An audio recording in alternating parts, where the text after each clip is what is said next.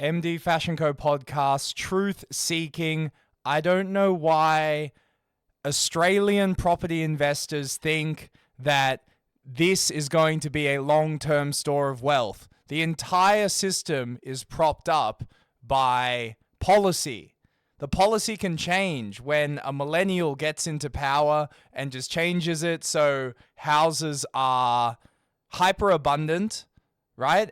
Policies and also AGI, which will reduce the construction costs to hardly anything. So let's unpack this first. So the Australian government said, now you can buy as a first home buyer 5% deposit, right? You can have a 5% deposit. Well, in the 1990s in Japan, they had a 100-year mortgage, right? That's still being honored today, right? A mortgage for your entire bloodline. Okay, this is not a solution for the housing crisis, right? It's just propping up a bigger bubble.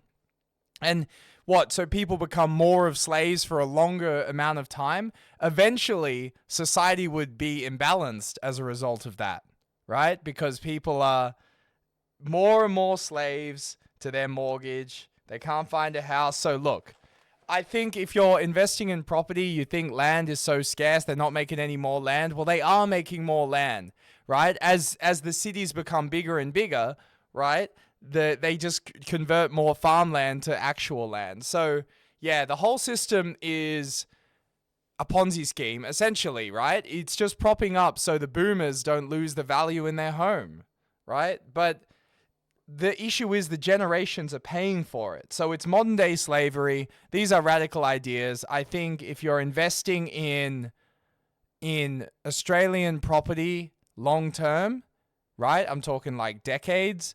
You're kind of investing in corruption. I guess the corruption to keep going.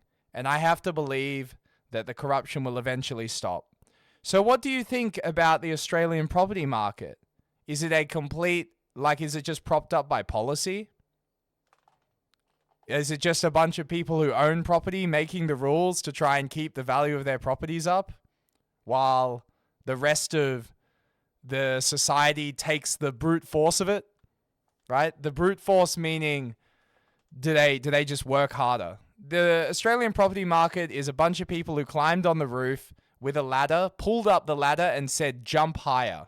Just jump higher. That is what the people who got rich off property, that is what they have done to this generation and the next generations until policy changes or AGI comes and humanoid robots can build a house for like $10,000 or something like that, right? It just removes labor. So labor, what Elon Musk talks about, labor is detached from money. So labor is infinite due to humanoid robots, or it falls to the cost of the electricity, right? Let me know what you think, everybody, about this. If you don't understand what I said, jump in the comments and I'll make another podcast explaining what I said. Thank you, guys. MD Fashion Co podcast. If you want to come on the podcast, DM me in the Discord. Thank you, everyone.